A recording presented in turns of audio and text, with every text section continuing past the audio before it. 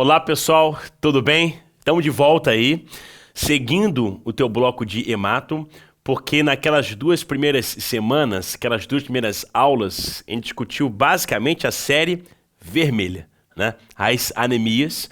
Temos esse dia de hoje, são duas aulas, né, para discutir a série branca, né? Vamos falar sobre leucemia. Eu faço contigo leucemia, são 2 tempos.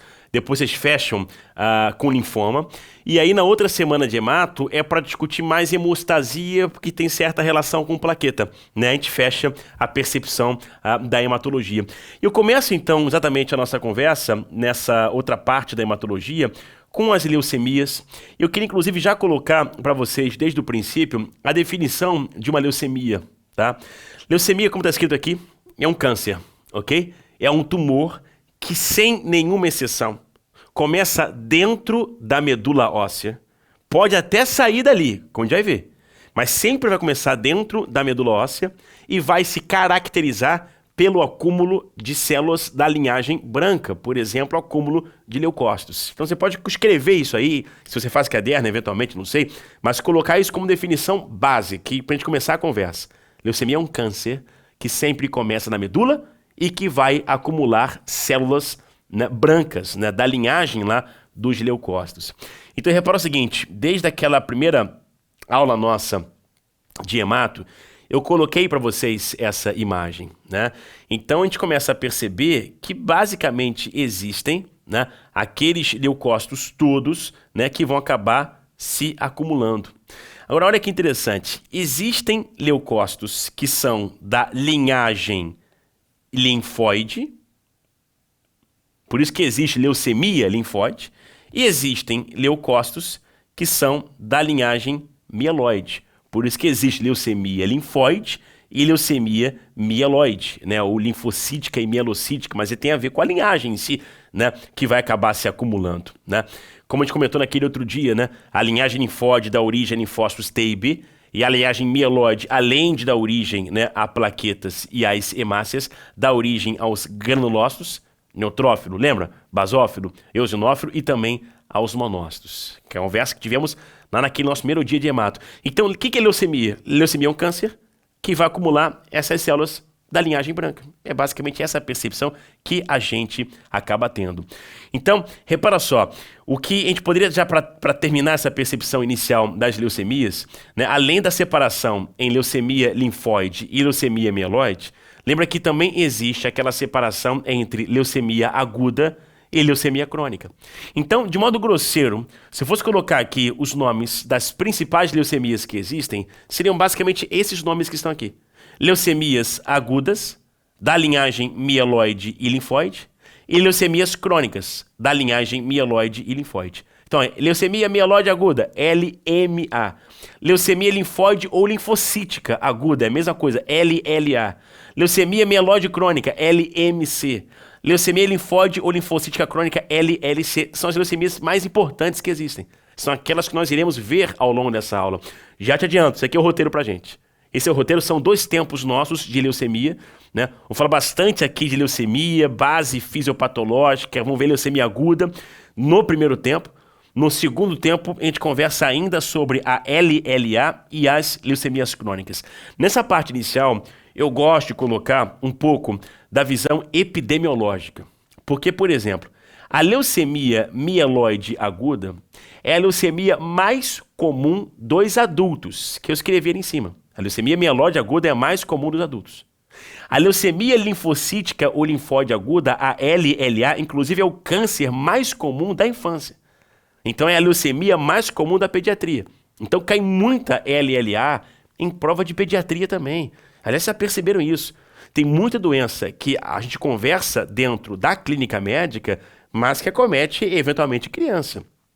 A gente viu na reumatologia, só para dar exemplo, a gente viu na reumatologia, né, febre reumática, artrite idiopática juvenil, prova de pediatria. Tá vendo hemato? LLA, prova de pediatria. Em nefro, nefrítica, GNPE, prova de pediatria também. Essa é a ideia. A LLC é mais comum nos idosos. É a leucemia mais comum que a gente pode perceber assim. Então existe essa organização em relação ao aspecto também epidemiológico das leucemias. Agora, só para a gente fechar um pouco da compreensão, de como é que surge, de fato, uma leucemia, entenda o seguinte: a leucemia, como eu te falei, é um câncer, e como qualquer outro câncer, ele vem de uma alteração genética de uma célula. Aquela célula ganha a capacidade de uma multiplicação desordenada e surge, portanto, o clone neoplásico, nesse caso vai ser o clone leucêmico, que se multiplica e se acumula. Então, para a leucemia, a compreensão fisiopatológica não foge ao entendimento de qualquer câncer. Existe, a princípio, uma mutação genética, tem vários tipos de mutações, inclusive algumas mutações eu vou citar na aula, mas você pode ter uma célula que teve a perda de um cromossomo inteiro, uma deleção cromossomial. Você pode ter um outro tipo de mutação em que os cromossomos trocaram pedaços entre si. É a translocação cromossomial, ganho cromossomial, uma hiperploidia, passa a ter um cromossomo a mais numa célula. Essa célula ganha, então, uma característica de multiplicação desordenada, porque ela expressa... Isso aqui não tem que memorizar, é só para entender, não precisa nem escrever, é só para entender. Mas aquela célula mutada, ela começa a expressar proto-oncogenes, que dão a essa célula que virou clone leucêmico uma capacidade absurda de multiplicação celular. Tudo isso acontecendo dentro da medula óssea inicialmente. Dá-se início à leucemia, que a gente já entendeu que se esse clone leucêmico for de uma linhagem linfóide, vai ser uma leucemia linfóide ou linfocítica. Se esse clone leucêmico for de uma linhagem mieloide, vai ser uma leucemia mieloide. Beleza, essa parte da linfóide, linfocítica ou mieloide, a gente facilmente entende, que é o tipo celular que se acumula, a linhagem que ele veio. Agora fica a pergunta pra gente. O que vai conceituar pra gente uma leucemia ser aguda e uma leucemia ser crônica? Essa é a parte muito interessante. Alguns falam assim: Bernardo, eu imagino, né, que a leucemia aguda ela seja algo mais rápido e que talvez mate o paciente mais rapidamente. E imagino eu, Bernardo, uma leucemia crônica que seja algo um pouco mais arrastado, que demore para matar o paciente. Olha, se você pensa assim, você está certo. Mas claro que isso não é explicação técnica, isso é até uma consequência de comportamento. Mas não é explicação técnica do que realmente acontece aqui dentro. Essa parte é muito interessante, porque é a base de um entendimento realmente importante de leucemia. A gente já pegou essa ideia do acúmulo de células da linhagem, seja linfóide ou mieloide, mas especialmente das células brancas. Mas olha que interessante, essas células brancas existem, na realidade, o tipo celular adulto e existem os precursores dos leucócitos. Qual é a diferença entre leucemia aguda e leucemia crônica? A leucemia aguda, você acumula células bebês, você acumula precursores, você acumula células progenitoras. Enquanto a leucemia crônica, seja ela linfóide ou mieloide, você acumula células já adultas, células maduras. Isto aqui, inclusive, consegue justificar aquilo que você talvez tenha pensado, da aguda ser algo que mate o doente mais rapidamente e a crônica ser algo que mate o paciente de modo mais arrastado. Porque a leucemia crônica, você acumula células já maduras que têm algum tipo de função. Então talvez aquilo se arraste mais no indivíduo do que acumular células mais imaturas que não têm função nenhuma, que não seja caracterizar a própria doença. Beleza. Agora só um nome técnico que eu não sei se vai lembrar, mas eu cheguei a comentar sobre isso na tua primeira aula de hematologia. Em que eu falei o seguinte: olha, nosso corpo, toda célula mais bebê, mais jovem, a gente dá o apelido de blasto. Eu vou dar o exemplo que eu te dei na nossa conversa de hematologia da primeira aula.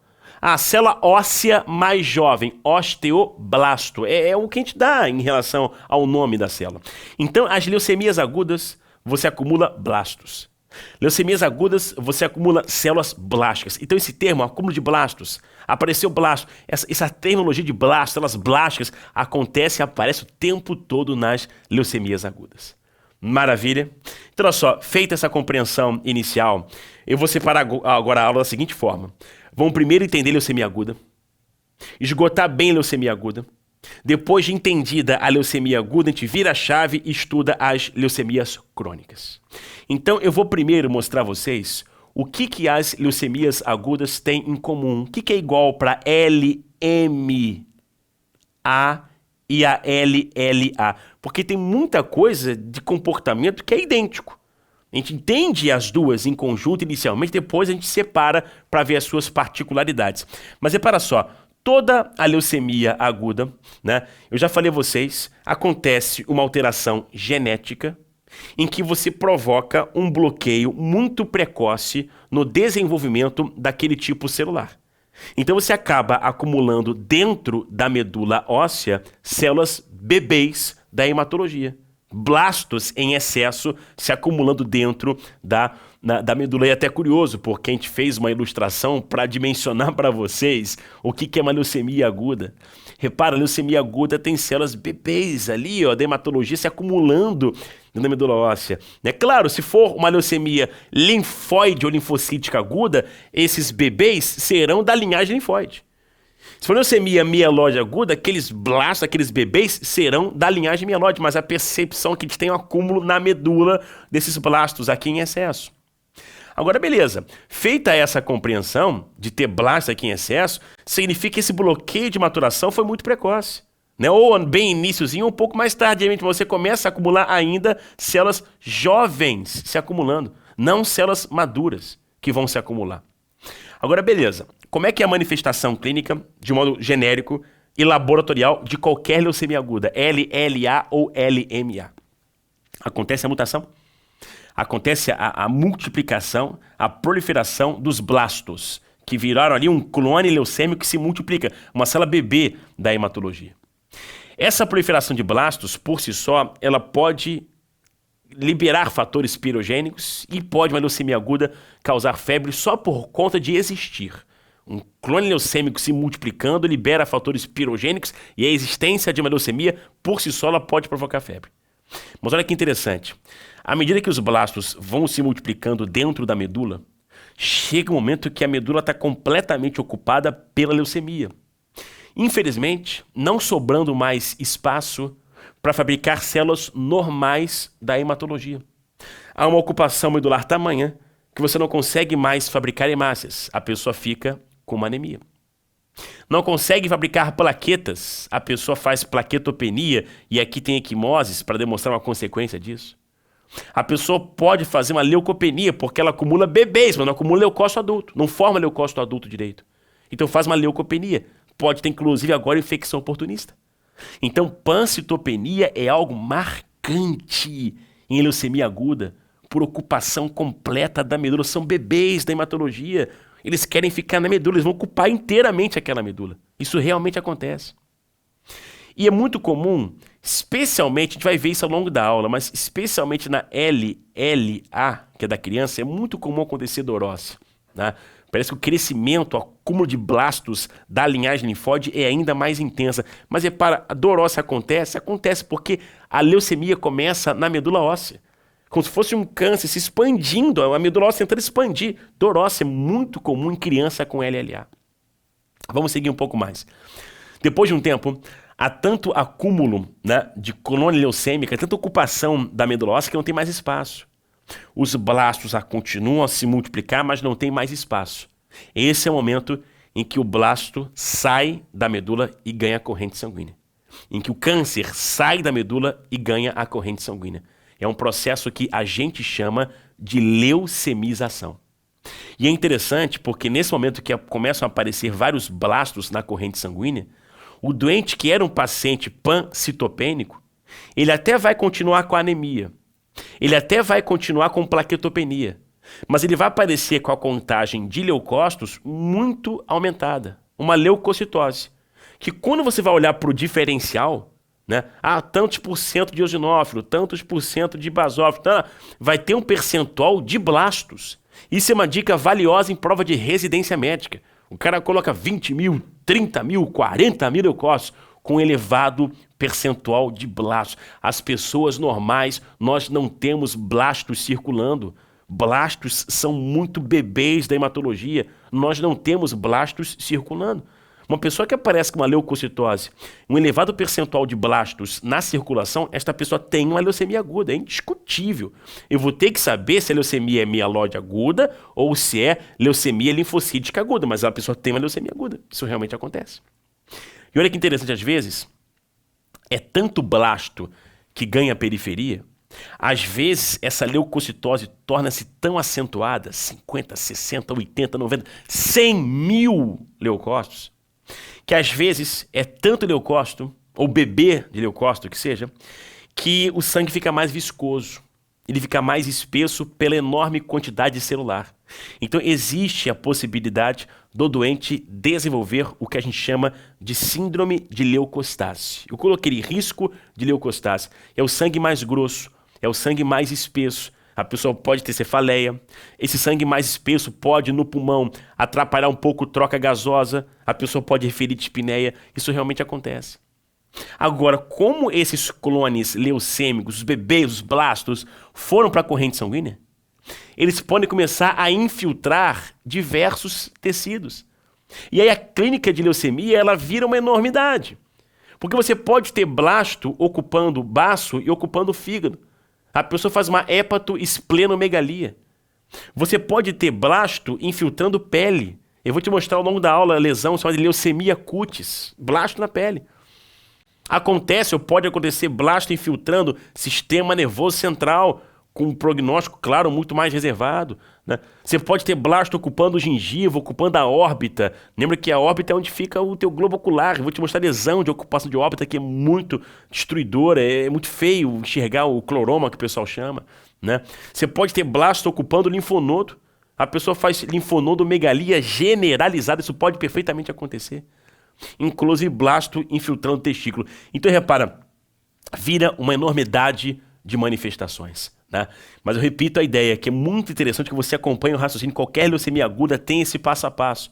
Ocupa a medula, né? Pancitopenia. Vai para a corrente sanguínea, leucocitose, as custas de blasto, depois infiltra. É muito marcante a possibilidade de infiltrar baço, fígado, de infiltrar gengiva, de infiltrar linfonodo. É algo muito, muito poderoso, algo muito comum de acontecer. Qualquer leucemia aguda é assim. LMA ou LLA. Então, resumindo, né, quem tem leucemia aguda, eu vou ter muito blasto, inicialmente na medula, mas depois eu vou encontrar em sangue periférico. O doente vai ter pancitopenia, em algum momento, inicialmente pancitopenia, depois ele pode até ter uma leucocitose, mas as custas de blastos. É um cara conceitualmente pancitopênico, depois ele tem manifestação de infiltração textual. E aí, repara, para você ter certeza de que a pessoa tem uma leucemia, eu preciso ir na origem do câncer, né? A leucemia aguda, eu deveria ir para a medula óssea e estudar a medula óssea. Se eu tiver 20% ou mais de bebês hematológicos, você define a existência de uma leucemia aguda. Porque, repara, blastos na medula, todos temos. Porque na medula existem os bebês da hematologia. Mas esses blastos não podem ocupar 20% ou mais da medula. Uma ocupação de 20% ou mais significa um câncer de blastos. Isso é uma leucemia aguda. Ah, mas como é que eu posso, Bernardo, enxergar a medula óssea para definir que há um elevado percentual de blastos?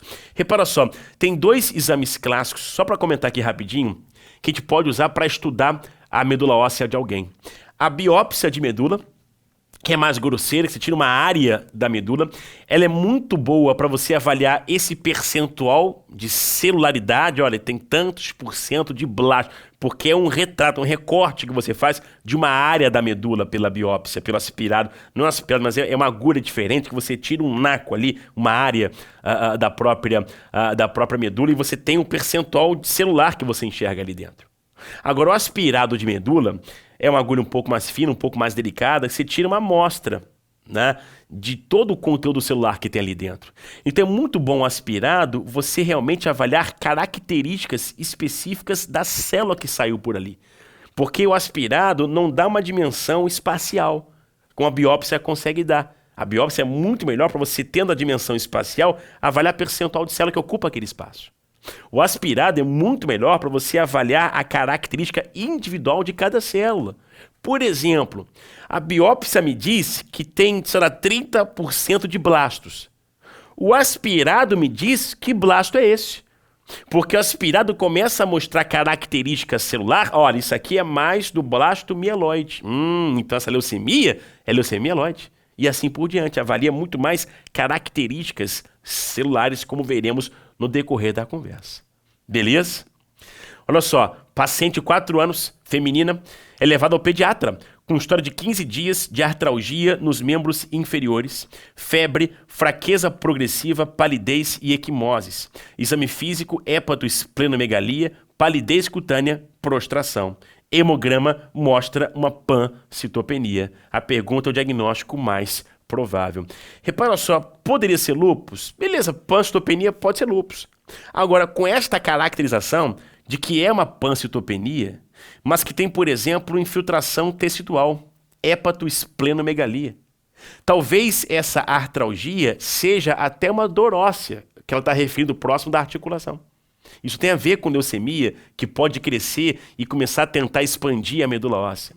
Então isso é uma leucemia aguda, né? Não dá para afirmar com certeza, mas pela faixa etária deve ser uma LLA, que é mais típica da criança.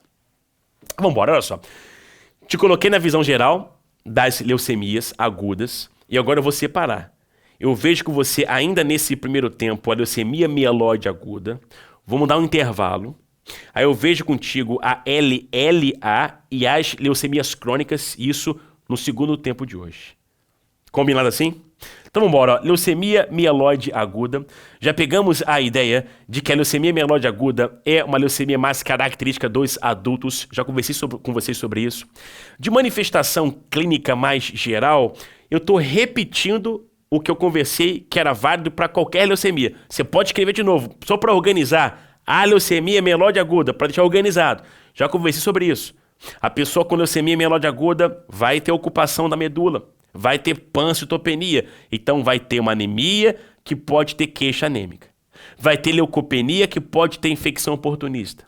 Vai ter plaquetopenia que pode ter PT, que pode fazer equimose. Isso tudo nós já conversamos. Qualquer leucemia aguda era assim. A gente sabe que depois que os blastos ocupam a medula, eles podem ir para a periferia, para o sangue periférico. Síndrome de leucostase. Se for muita quantidade, naquela leucemização, pode cursar com leucostase. E depois que vai para a corrente sanguínea, pode infiltrar tecido. Na leucemia mieloide, é muito comum infiltrar baço e fígado, muito. O blasto mieloide tem um tropismo pelo baço, que é esquisito. Também tem um certo tropismo pelo fígado. Tem tropismo pela pele, então são lesões bastante características que a gente enxerga. Agora, além disso tudo, que era muito característico, era muito comum para qualquer leucemia aguda, dependendo do subtipo de LMA que a pessoa tiver desenvolvido, ela pode ter alguma coisa a mais. Você pode ter um subtipo de LMA que infiltre mais algum território corporal. Então, assim, existe uma subdivisão. Mas, Bernardo, como assim subtipo, cara? Não é só bloquear a maturação, acumular, mas ainda tem subdivisão? Tem! Repara só, eu queria te mostrar a subdivisão, né, da seguinte forma. Eu coloquei aqui nessa imagem apenas a maturação da linhagem mieloide. Repara aqui, célula-tronco, linhagem mieloide. Não tem mais linhagem linfóide que daria origem linfócito. Não, aqui é só célula madura da linhagem linfóide, desculpa, da linhagem mieloide, granulócito, monócito, hemácia e plaqueta. Por que subtipo? Não é para memorizar isso aqui. Não precisa nem desenhar, mas só para entender o seguinte. Existe uma subdivisão porque depende da onde acontece o bloqueio de maturação. Existe subtipo de M0 até M7. Repara, M0 é um bloqueio muito precoce. M1 bloqueia ainda precocemente, mas um pouco mais avançado. M2, M3, assim por diante. Então existem sim subtipos, porque depende de onde acontece o bloqueio da maturação para acumular um blasto específico ou outro. Essa é a ideia. Agora, dependendo do subtipo, você pode ter uma característica específica, que eu queria escrever aqui. Por exemplo, o subtipo M2, que inclusive eu coloquei que é o mais comum, é um subtipo cujos blastos têm uma certa predileção, um certo tropismo pela região da órbita. Então a pessoa faz uma infiltração da órbita, gera uma lesão muito feia, vou te mostrar a foto daqui a pouco, que a gente chama de cloroma. Então beleza, se colocar assim, não, fulaninho tem uma panstopenia, aí o fulaninho faz uma leucocitose às custas de blastos, você pega, beleza, é uma leucemia aguda, e coloca que fulaninho tem um cloroma, deve ser uma leucemia mieloide aguda do subtipo M2. É uma percepção mais específica que a gente tem. Tem um subtipo, esse realmente eu acho importante a gente guardar, que é o subtipo M3. M3. Porque o blasto do subtipo M3, ele libera para a circulação fatores que ativam, na realidade, a coagulação sanguínea. E o Dante faz uma situação gravíssima que a gente chama de CIVD, que é a coagulação intravascular disseminada, em que ele acaba consumindo todos os fatores de coagulação e passa, inclusive, a ter uma tendência hemorrágica, porque ele consumiu todos os fatores de coagulação. Isso realmente acontece. E é algo dramático, porque o Dante morre sangrando. Aliás, morre não. Ele morria. E é por isso que eu falo que esse subtipo é um pouco mais importante para a prova, porque ele tem um tratamento todo particular, que eu vou voltar a comentar sobre isso, claro, quando a gente for falar sobre tratamento de leucemia aguda. Mas esse subtipo M3, ele tem um tratamento com esse remédio chamado de ATRA, é ácido transretinóico, é o ATRA. Esse ATRA cura o subtipo M3. Esse ATRA devolve ao blasto do subtipo M3 capacidade para continuar a se diferenciar. Ele não acumula mais um blasto criança, ele vira já uma célula adulta. Então isso aqui é algo gravíssimo, porque a pessoa morria sangrando, mas tem um tratamento específico do subtipo M3, que é esse ácido transretinóico, esse tal do ATRA. E para acabar essa clínica mais específica, os subtipos M4 e também M5 são blastos que adoram ter um certo tropismo pela região da gengiva. Então são blastos, são subtipos de LMA que fazem muita hiperplasia gengival. Então essa é uma compreensão que a gente começa a ter de leucemia aguda, né? Leucemia mieloide aguda, para ser um pouco mais específico aqui. Então eu coloquei com calma toda aquela parte clínica de leucemia aguda, que a gente rapidamente reconhece. E eu falei, às vezes o blasto tem uma característica peculiar que dá uma clínica um pouco mais específica. Eu coloquei aqui embaixo isso. É muito importante esse detalhe terapêutico, tá? Do subtipo M3. Já vou continuar a discussão de LMA, mas só para ilustrar um pouco, isso aqui, ó, leucemia cutis, né? Blasto mieloide adora infiltrar pele, não é um subtipo específico que faça mais isso, mas tem muita lesão de pele infiltrativa de leucemia mieloide aguda. Hiperplasia gengival, né? Lesão bem grave aqui do lado, subtipos M4 e M5 fazem bastante isso. Cloroma, uma lesão feia, né? Falei que aquele subtipo M2 tem uma certa predileção pela região da órbita, infiltra a região da órbita e pode causar uma lesão bastante grave em relação a essa forma de leucemia. Mas assim, o diagnóstico de leucemia, eu já comentei contigo lá atrás. Eu tenho que ir aonde começou o problema. Idealmente eu vou até a medula óssea, vou encontrar, né, um percentual muito elevado de blastos na medula óssea, biópsia de medula me dá esse percentual elevado, e aí você fala, beleza, vi blasto com esse percentual, eu tenho uma leucemia aguda. Claro, pessoal, que se houver o cloroma, se houver uma hiperplasia gengival, é claro que isso sugere demais que esta leucemia aguda seja uma leucemia mieloide aguda, de um subtipo M2, M4 ou M5. Mas o ideal é que você, ao estudar a medula e perceber que tem um grande acúmulo de blasto, você talvez, através do próprio aspirado de medula, você comece a avaliar características desse blasto. E você perceber que estas características são mais de um blasto mieloide. Essa é a melhor maneira de você dar um diagnóstico de LMA. Eu vou na medula óssea, vejo que tem muito blasto. Beleza, leucemia aguda. Vou na medula óssea e vou estudar aquele blasto, para ver características desse blasto que vão me mostrar, que vão me assegurar que ele é de linhagem mieloide. Beleza, agora eu escrevi leucemia mieloide aguda. Mas, Bernardo, que características podem ser essas? Eu vou colocar aqui. vez ou outra, elas aparecem em prova.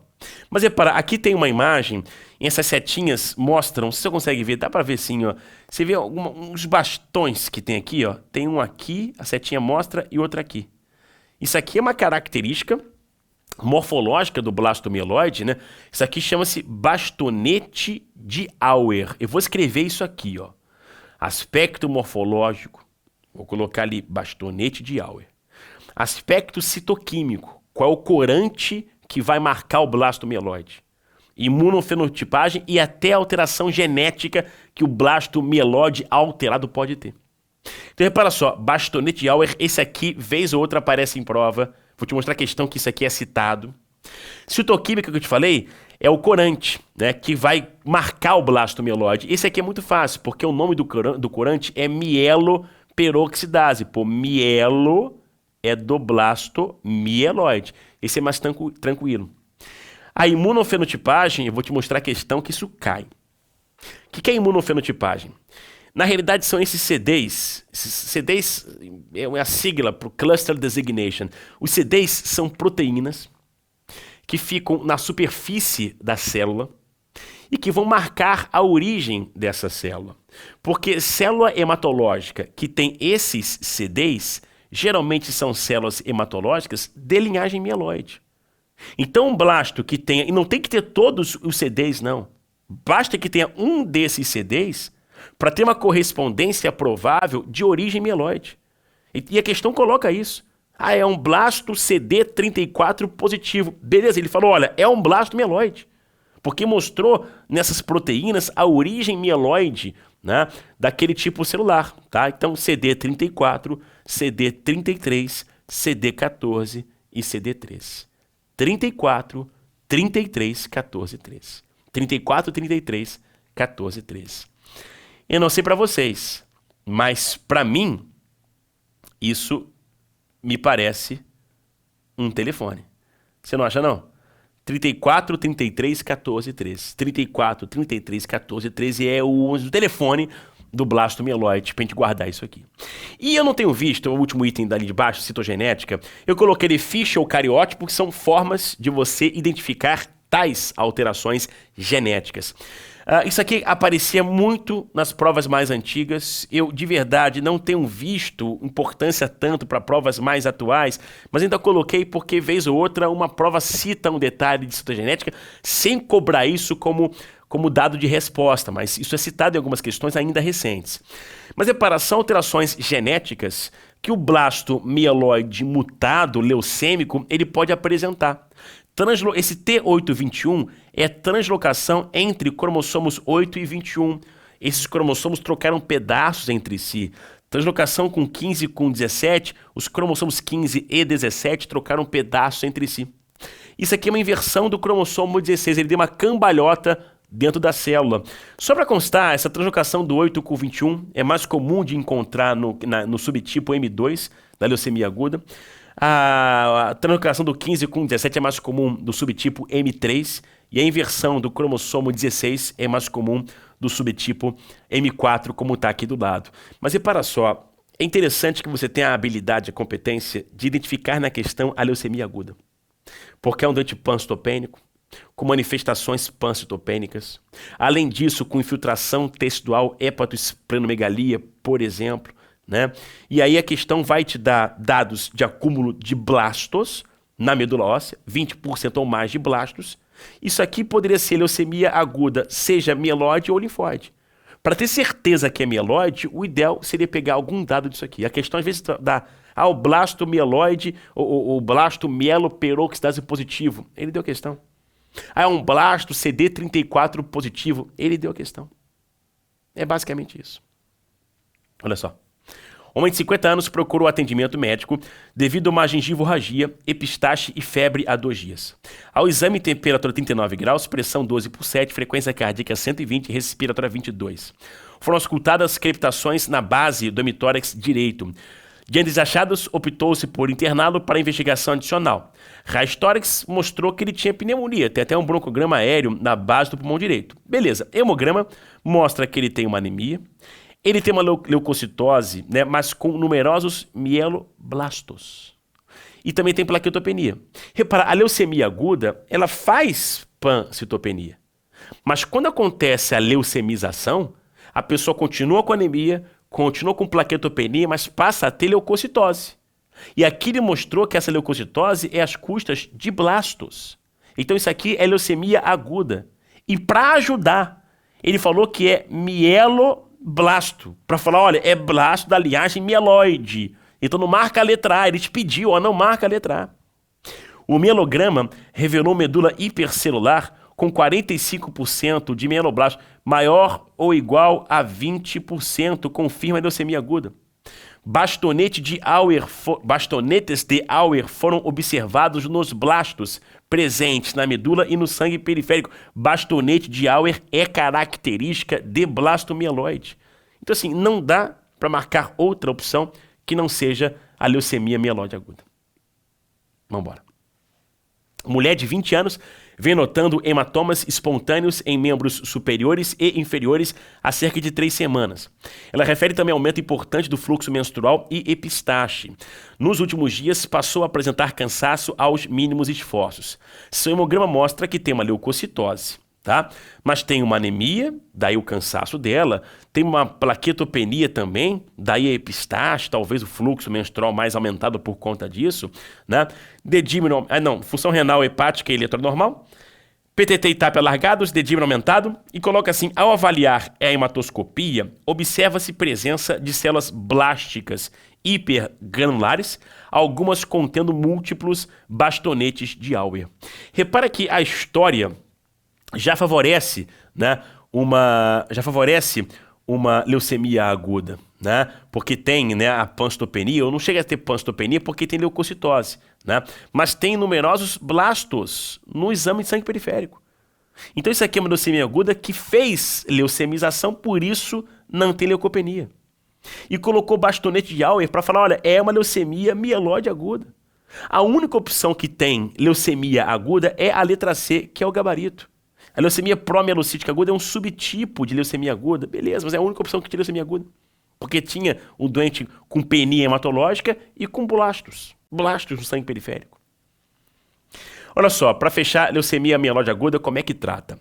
Olha só, tratar leucemia mieloide aguda, na realidade, requer que a gente se preocupe com 3 coisas. Primeiro, o tratamento específico do câncer. O tratamento de suporte, porque a pessoa desenvolve pancitopenia. Como é que eu vou abordar a anemia dela? Será que eu transfundo hemácia sempre? Como é que eu vou abordar a plaquetopenia dela? Será que eu transfundo plaqueta sempre? Eu tenho que entender sobre isso. E mais. Quando eu fizer o tratamento específico, como a quimioterapia, eu vou, de uma hora para outra, destruir inúmeras células. A pessoa pode ter uma complicação chamada de síndrome de lise tumoral, que eu preciso prevenir que ela realmente não aconteça. Então, olha só, vou comentar sobre os 3 aspectos, né? Em relação a tratamento específico, isto em geral não aparece em prova, né?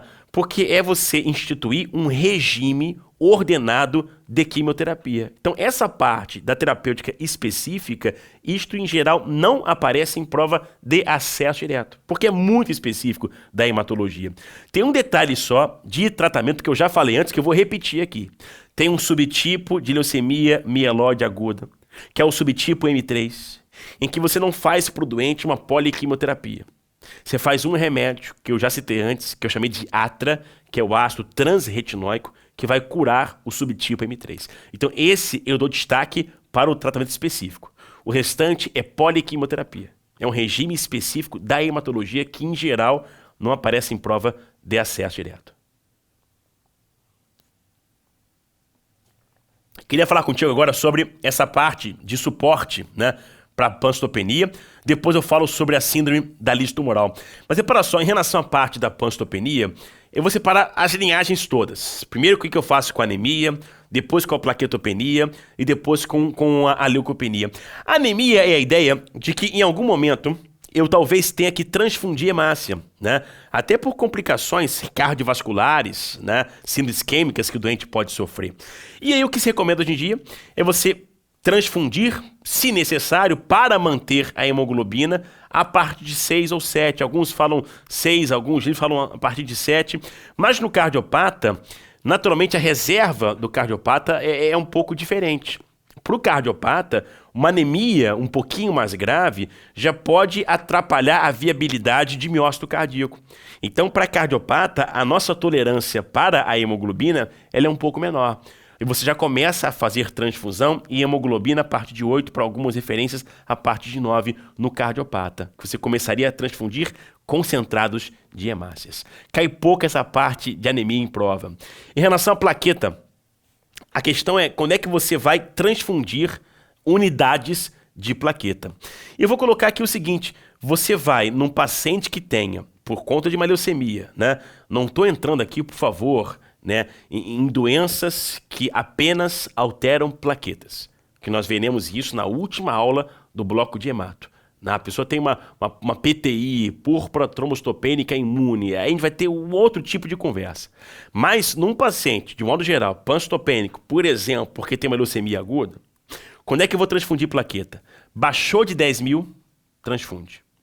Baixou de 20 mil e a pessoa tem febre ou infecção, transfunde também, porque na presença de febre ou infecção, as plaquetas ficam disfuncionantes.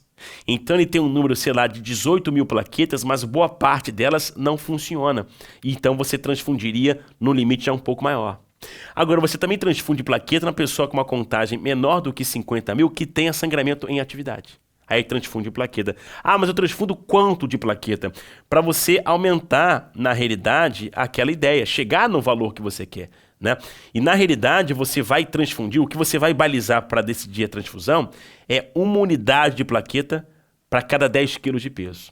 Então a pessoa que tenha qualquer uma dessas indicações, você vai transfundir uma unidade de plaqueta para cada 10 quilos de peso. Ou seja, a pessoa tem, sei lá, 70 quilos.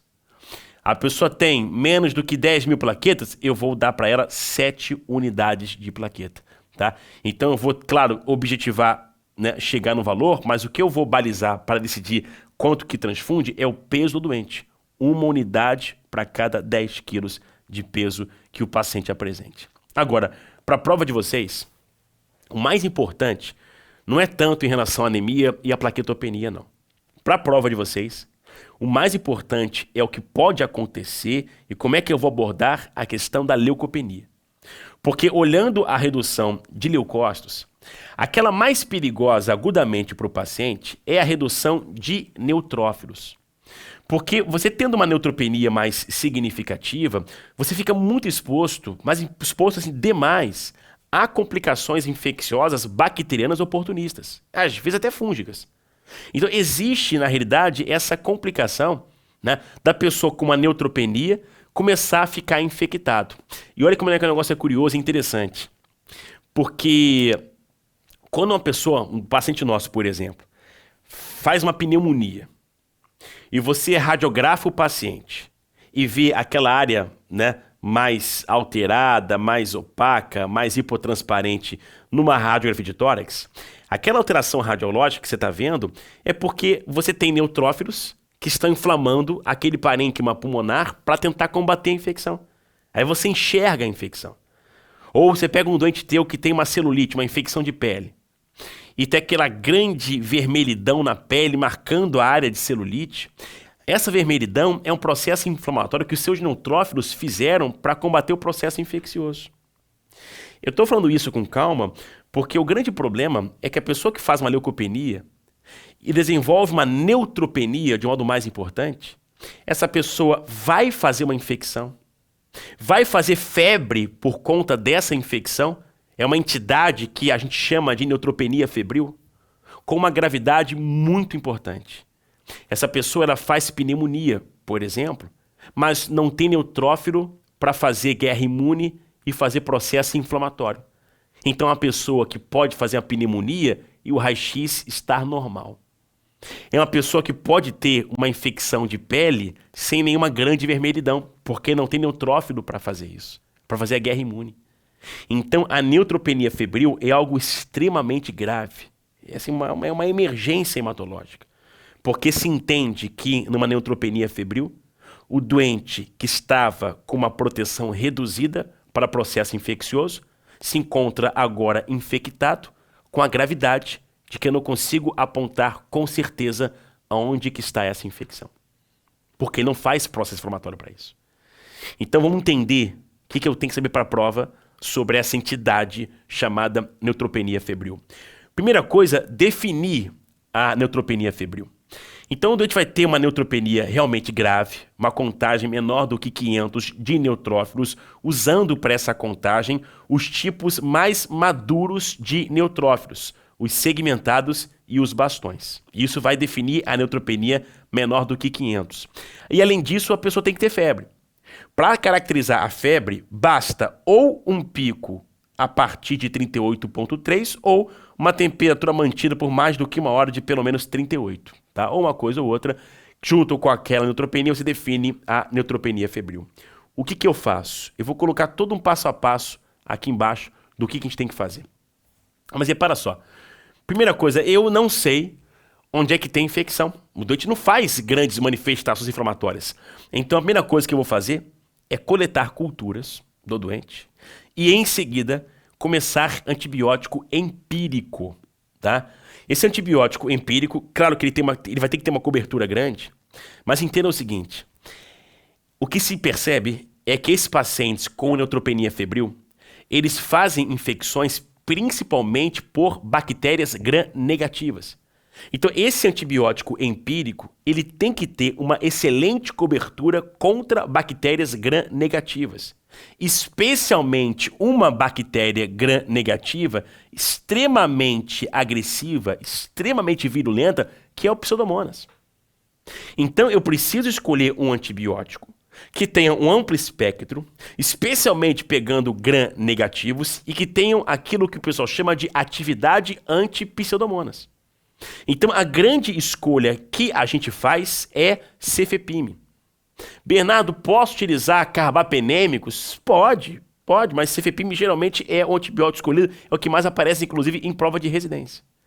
E aí, repara, esse paciente com esse regime antibiótico, ele não está coberto adequadamente para gram-positivos e, a princípio, não precisa, porque é uma situação que você vê muito mais infecção por gram-negativo. É um paciente que não está coberto para fungo e, a princípio, não precisa, porque a infecção fúngica é algo um pouco mais raro. Mas aí, repara, eu sou obrigado a cobrir, né? Eu sou obrigado a cobrir bactérias gram-positivas em situações que fique mais caracterizada essa possibilidade. Por exemplo, o doente está com uma vermelhidão pequena na pele. Fala, será que a infecção não está aqui? Porque tem uma vermelhidão um pouco esquisita, não está tão característico, mas há um risco. As bactérias que mais fazem infecções de pele são gram-positivos, aí eu vou ter que cobrir. O doente, eventualmente, ele está um pouco mais hipotenso. O doente mais grave não tem como ser diferente. O doente mais grave eu tenho que ampliar minha cobertura. Porque pode ser gram-negativo, mas pode ser gram-positivo. O cara está muito mais grave, então eu vou ter que ampliar minha cobertura. O doente, ele não tem no raio-x uma grande alteração pulmonar, mas ele está tossindo muito. Ele está com uma clínica mais respiratória. Então será que não tem uma pneumonia que eu não estou vendo também? E tem muito gram-positivo que faz, né, pneumonia. Então não tem como, eu vou ter que cobrir. Ou o doente está com catéter, né, venoso. O doente está com catéter, né, através da pele durante 10 dias.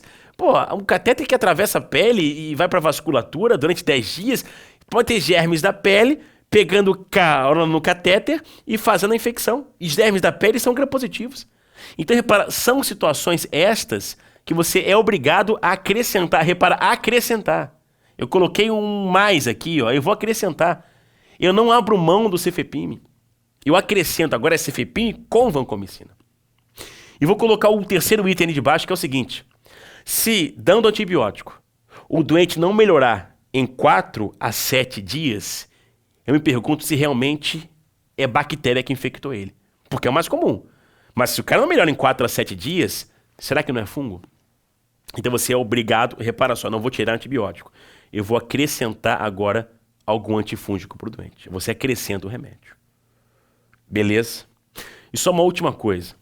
Porque essas drogas, cefepime especialmente, né, são drogas que você faz de forma intravenosa. Né? Então esses pacientes, eles são internados né, e fazem esse antibiótico, né, para tratar a neutropenia febril deles. Mas eu vou colocar aqui em cima, isso tem aparecido em uma prova ou outra, a possibilidade de você tratar uma neutropenia febril em um regime ambulatorial. Naturalmente não será mais com cefepime. O que você faz agora é um esquema com cipro e clavulin, cipro e amoxicilina com clavulanato. Tá?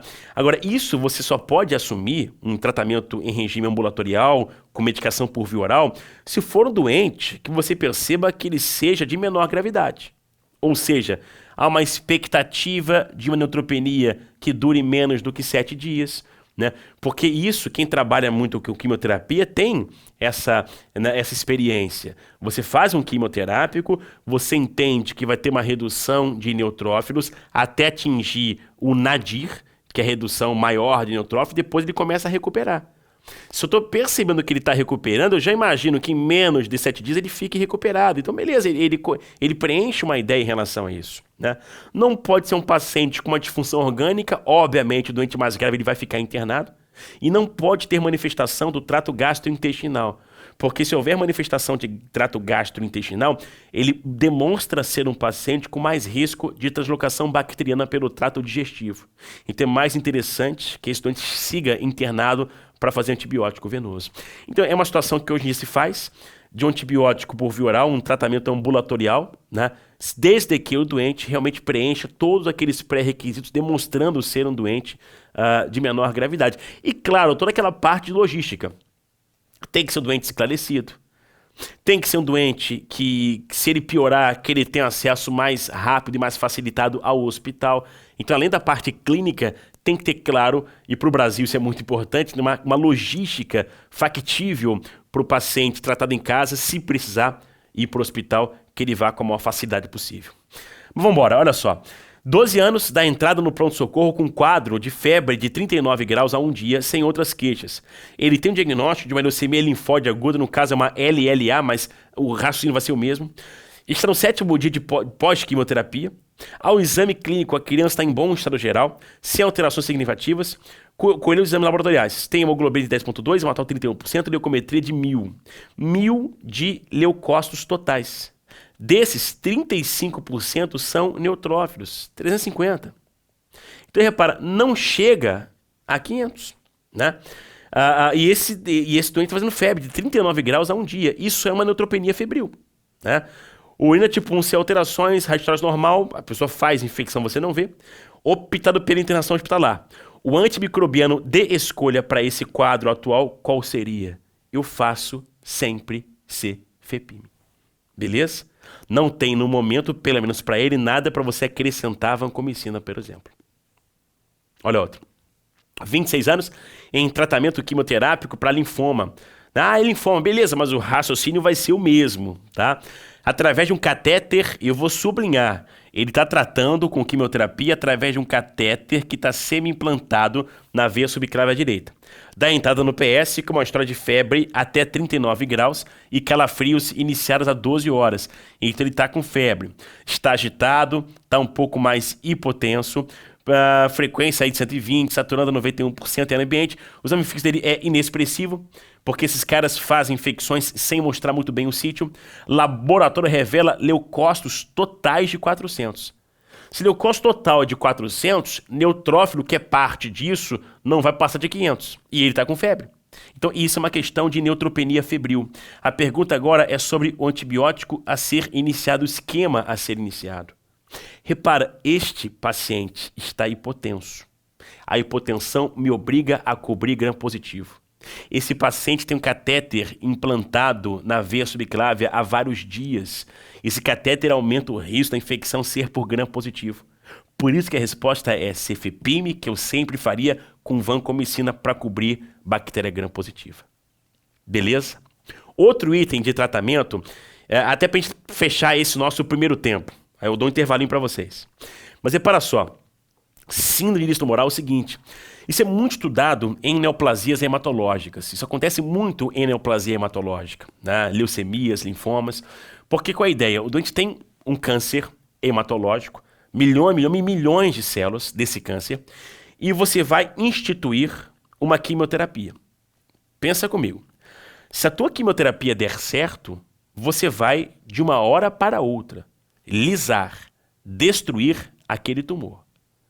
Você vai, de uma hora para outra, destruir milhões, milhões e milhões de células neoplásicas, hematológicas que seja, e vai liberar para a circulação tudo que tiver naquelas milhões e milhões e milhões de células. Isso pode acabar mal. E é uma situação que a gente chama de síndrome de lise tumoral, que eu não posso permitir que o doente faça, né? Então eu queria mostrar a vocês o que caracteriza a síndrome de lise tumoral e o que eu posso fazer para evitar que ela aconteça. Então, por exemplo, eu até comentei com vocês isso, não sei se você vai lembrar, mas vocês conversaram sobre isso, que eu vou colocar aqui no bloco de nefro. Eu repeti na primeira aula de hemato, de que o principal eletrólito que existe no nosso intracelular é o potássio. É inclusive o principal eletrólito do intracelular das células malignas. Ao destruir tais células, você vai liberar muito potássio para a circulação. Então tem um risco do doente evoluir com hipercalemia, e eu até escrevi que é a alteração mais grave. Nós vimos isso no bloco de nefro. Uma hipercalemia que pode ter, quem estiver fazendo média eletro, né, vai ver isso também. Quem tem hipercalemia pode ter repercussão cardiológica, eletrocardiográfica, pode morrer pela hipercalemia, é a alteração mais grave. Eu preciso, ao começar a tratar, né, um câncer hematológico, acompanhar de muito perto a calemia do paciente. Se apresentar hipercalemia, eu vou tratar como eu aprendi a tratar no bloco de nefro. Outra coisa, tem muito fosfato, tá, em células, nas nossas células, né? A gente usa muito fosfato, né, para energia, ATP, ADP, aquela história toda. Então tem muito fosfato dentro da célula. Ao matar essa célula, você libera muito fosfato para a circulação. A pessoa faz uma hiperfosfatemia. Não sei se você lembra do bloco de nefro, mas eu conversei contigo na aula de insuficiência renal, que o fosfato tem um tropismo, uma atração pelo cálcio, ele consome o cálcio. Então essa pessoa libera fosfato, tem uma hiperfosfatemia e ao mesmo tempo tem redução do cálcio, uma hipocalcemia. E sabe o que é o pior? O fosfato, quando se combina com cálcio, ele precipita, ele forma um fosfato de cálcio. Pode calcificar vaso, inclusive, mas esse fosfato de cálcio, ele pode calcificar no rim. Tem um risco de nefropatia desse paciente. Então eu vou colocar o seguinte, para você não evoluir dessa maneira, uma prevenção muito importante quando eu vou tratar um câncer hematológico é hiperidratar, mas mandar para dentro muito volume. Por quê? Porque esse volume, por exemplo, vai tentar evitar precipitação renal de fosfato de cálcio. É uma forma de a gente tentar evitar, né, uma complicação de uma síndrome de lise tumoral. E o terceiro e último item que eu vou colocar ali embaixo é o seguinte, quando você destruir essas células, né, você vai acabar destruindo material genético, vai ter muitas purinas da destruição celular. E eu conversei contigo naquela última aula em que a gente fechou o bloco de reumatologia, que do metabolismo das purinas, a gente fazia ácido úrico. Você, ao destruir milhões e milhões de células, você vai liberar material genético, muitas purinas naquele material genético, e vai ter que metabolizar estas purinas fabricando excesso de ácido úrico. Então o doente ele pode aumentar a uricemia. E isso tem risco para o rim também. Pode precipitar ácido úrico em túbulo renal, por exemplo. A pessoa pode complicar com cálculo renal de ácido úrico, que nós vimos lá no bloco de nefro. Então tem muita problemática também em relação a isso. Então eu preciso prevenir estas outras eventuais complicações. Como é que eu faço isso? Eu posso dar um remédio que a gente viu no bloco de reumatologia, que evita de o paciente fabricar ácido úrico. Beleza? Dá alopurinol. Então não, você vai começar a quimioterapia daqui a 2, 3 dias, começa a alopurinol agora, para que você, quando tiver liberação de purina, não fabricar ácido úrico. Outro remédio que pode reduzir o ácido úrico é a rasburicase. Como é a diferença? O alopurinol evita a fabricação de ácido úrico. A rasburicase degrada o ácido úrico que se formou.